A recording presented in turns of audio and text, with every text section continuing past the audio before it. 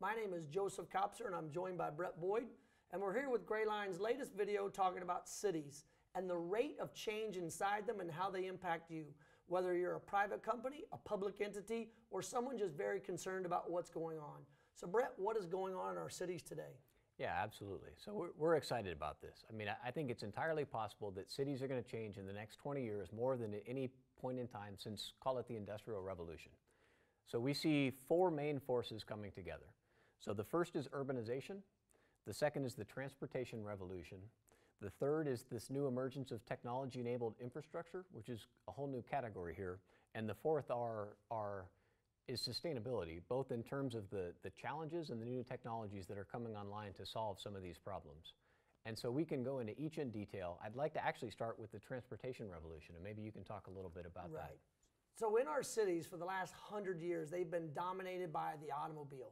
But prior to that, for the last 10,000 years of civilization, it was the person, usually on foot.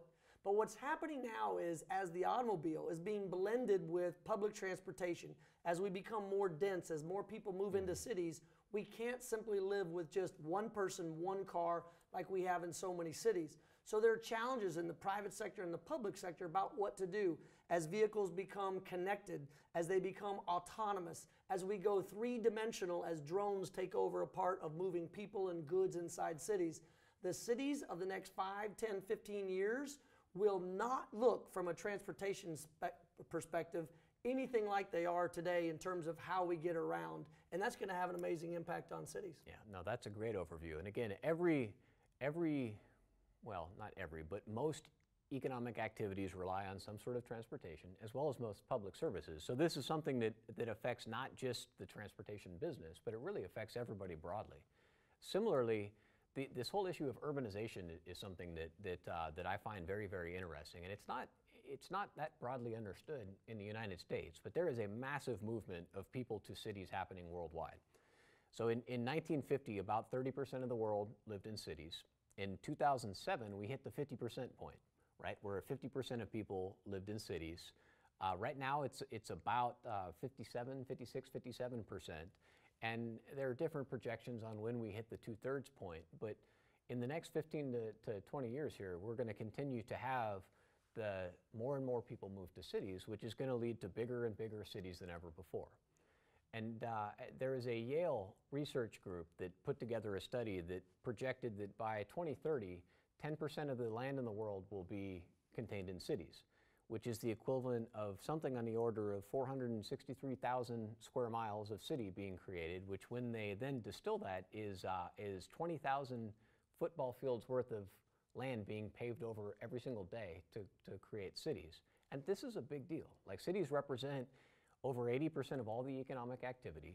You see cities increasingly bifurcating into the winners and losers, for lack of a better term, where more and more wealth is created in bigger cities, so more people move to bigger cities. You have the dynamic then where cities who are net losers of population are having trouble maintaining services and so on, which leads to a bigger outflow. And so you've got these big cities, these mega cities that are 10+ million people and so on. So there's this whole urbanization force. And again, where people live determines what they buy, what they need, determines all sorts of different things, which is very, very important.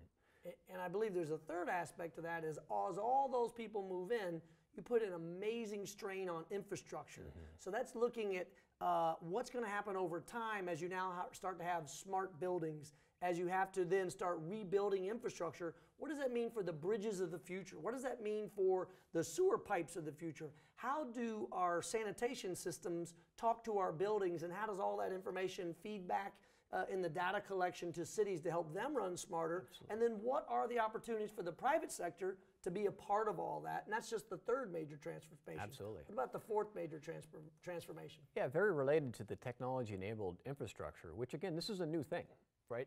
Nobody really knows how this is going to play out, but we've never had a bridge or a sanitation system that collects data that self-improve. Like, this is new, right? So this is very interesting, and related is this whole sustainability issue.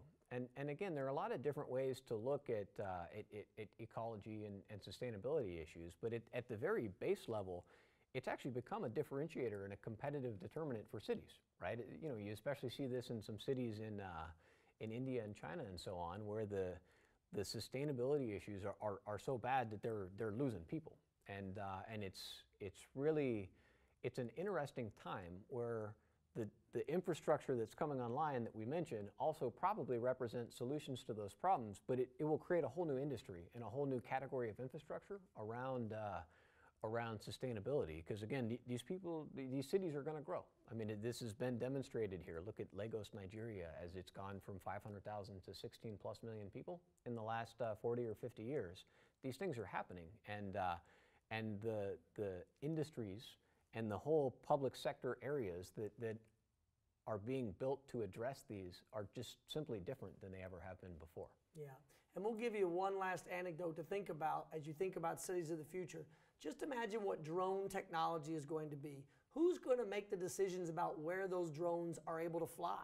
Who's going to make the decisions about how much weight they can carry? Who's going to make decisions about whether or not they're going to be able to carry hazardous items? Yeah. There are so many things that have to be thought through in cities that we might have to have air traffic controllers, just like we have ground traffic controllers, which we call stoplights.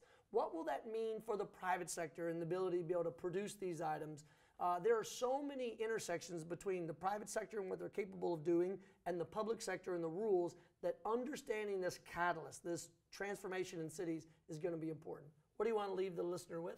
Well, just our general suggestion here is that, look, there are a lot of terms being thrown around, and they're all good, right? They all have different uses. Smart cities, cities of the future, there are a lot of different ways that you can look at this.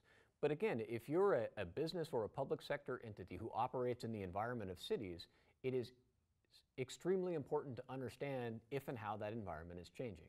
And again, our assertion is that it is. Our assertion is that it's going to be a very exciting time to be a city dweller.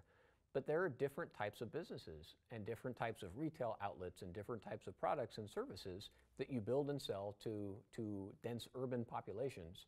And that's something that the organizations that are proactive and actually think about how this is changing and think about how to reorient their businesses to serve that population, we suspect that those organizations are going to outperform their peers who assume a more reactive posture. And these are the tools and services that we hope to build to help leaders think about this in an informed way, as opposed to just seeing articles on the news every now and then and not necessarily having a framework to do anything about it. Right.